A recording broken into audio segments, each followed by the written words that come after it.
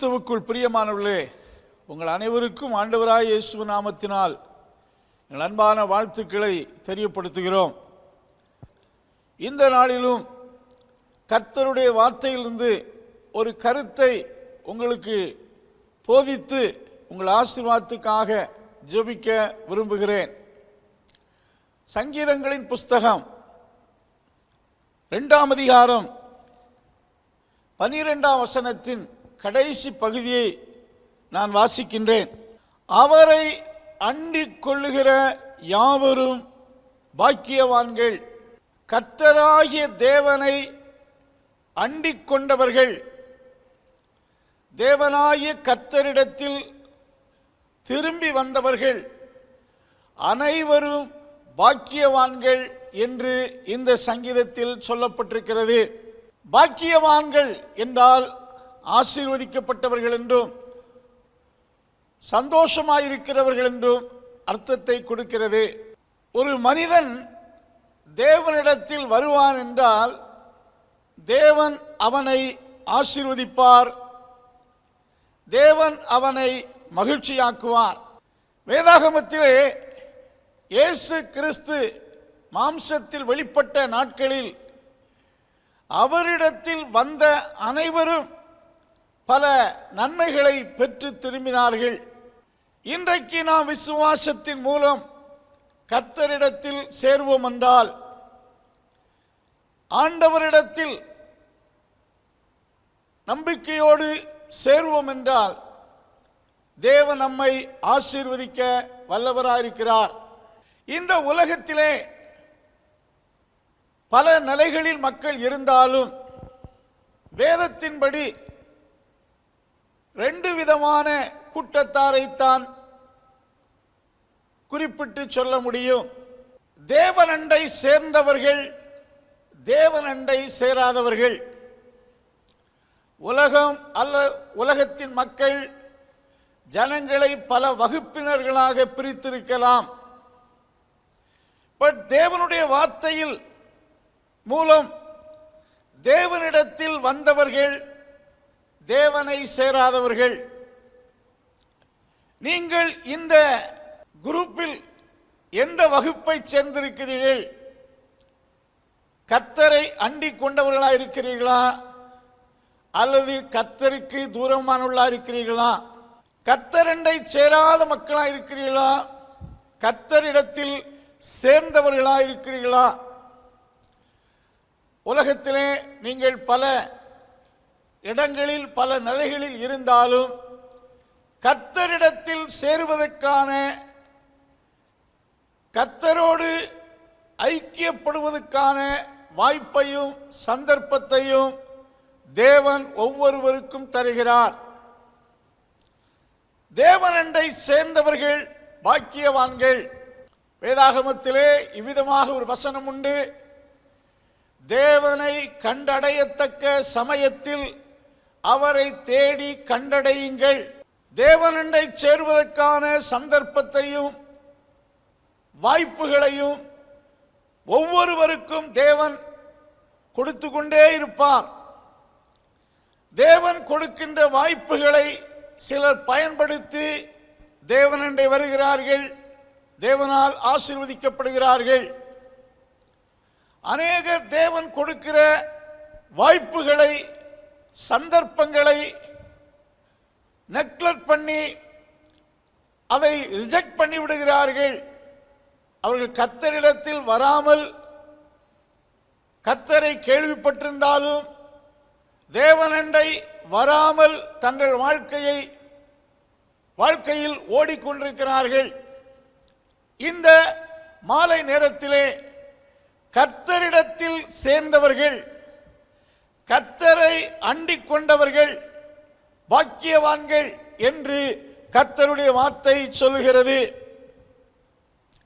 உதாரணமாக எடுத்துக்கொள்வோம் என்றால், ரூத் என்ற ஒரு மோவாபிய இளம் விதவையின் வாழ்க்கை குறித்து வேதாகமம் விவரிக்கிறது.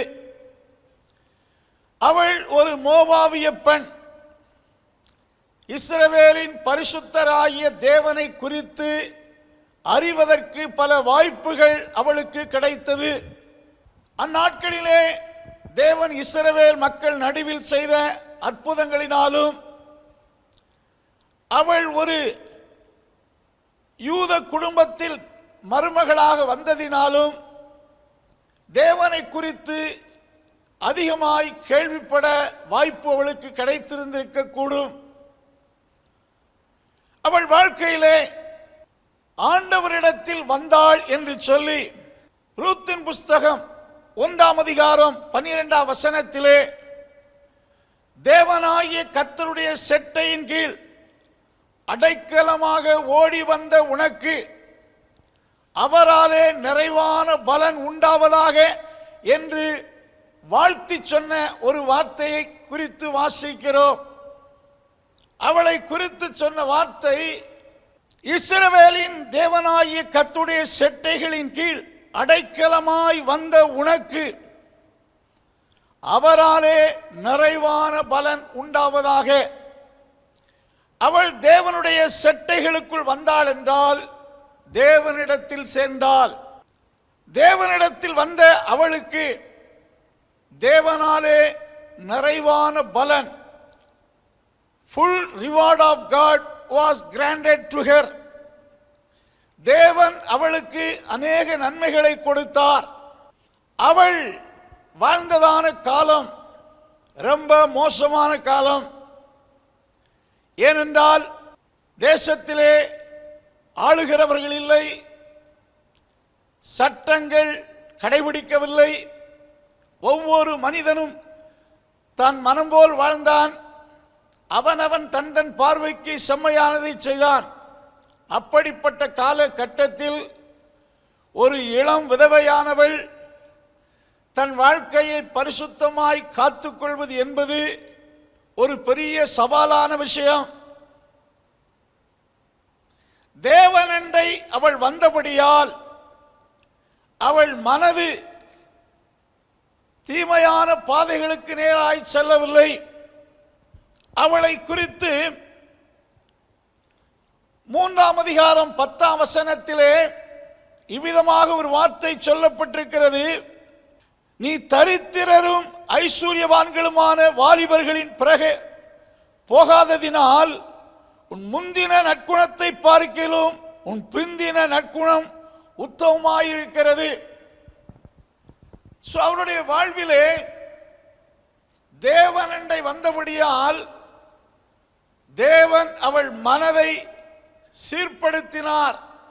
தேவனண்டை வருவதற்கு முன்பாக அவருடைய வாழ்க்கை கண்ணீர், கவலை, வேதனை, துக்கம், எதிர்காலத்தை குறித்த அச்சம், பயம் நிறைந்ததாக இருந்தது. தேவனிடத்தில் வந்த அவளுடைய வாழ்விலே தேவன் செய்த அதிசயம் ஒன்றல்ல ரெண்டல்ல. தேவன் அவளை ஆசீர்வதித்தார். அவருடைய வாழ்க்கையின் எதிர்காலத்தை சிறப்பிக்கும்படி செய்தார். அவள் மோவாபில் இருந்து பெத்லெகேம் என்னும் ஒரு புதிய தேசத்துக்குள் வந்தபோது அவளுடைய வாழ்க்கை தடம் புரளவில்லை.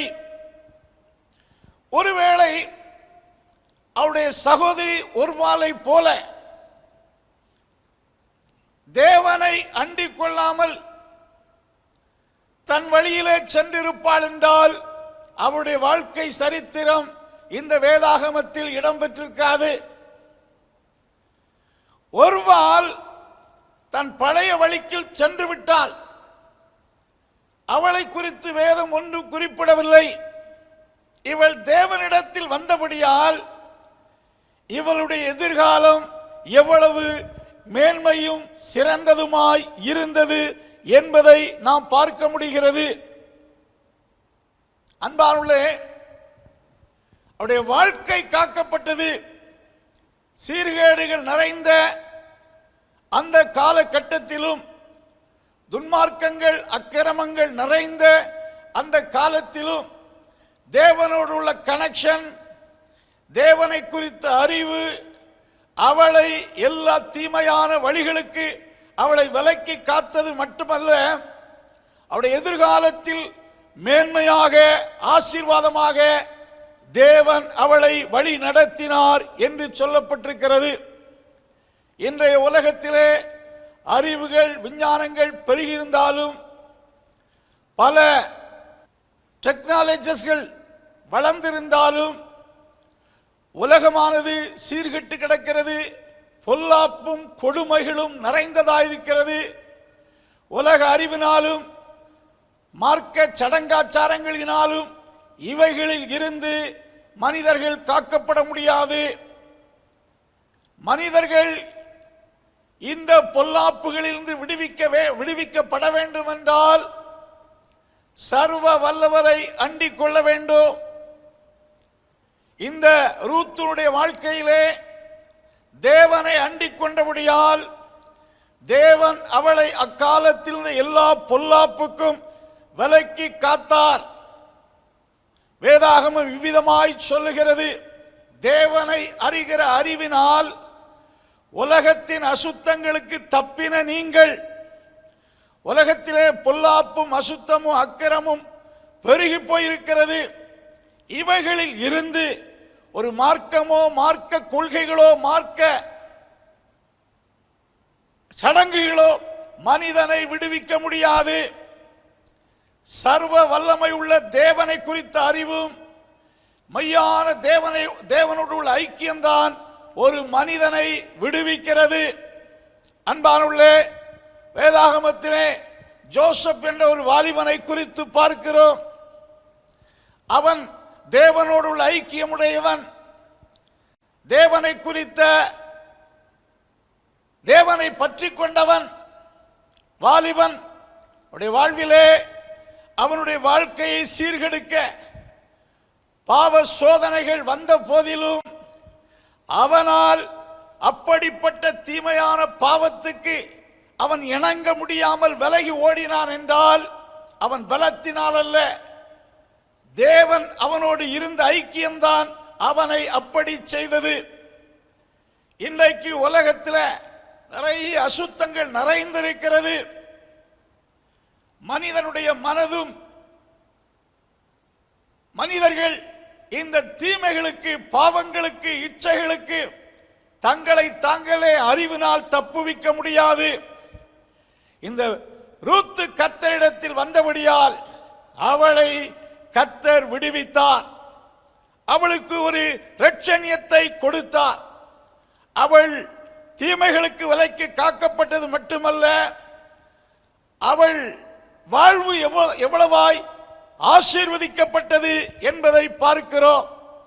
Her life was blessed by God. தேவனண்டை வருவதற்கு முன்பாக அவள் வாழ்க்கை எப்படி இருந்தது, தேவனிடத்தில் வந்த பின்பு அவள் வாழ்க்கை எப்படி இருந்தது என்பதை நாம் வேதத்தில் வாசிக்கிறோம்.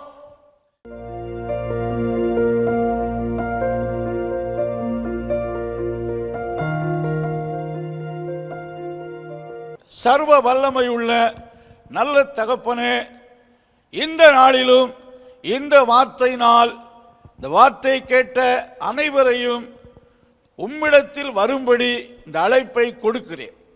இந்த வார்த்தை கேட்ட மக்கள் விசுவாசத்தோடு உம்மண்டை சேரவும் உம்மை அண்டிக் கொள்ளவும் உதவி செய்யும். ஒவ்வொருவரையும் ஆசீர்வதியும், வியாதிகளை சுகமாக்கும், சமாதானத்தை கட்டளையிடும்.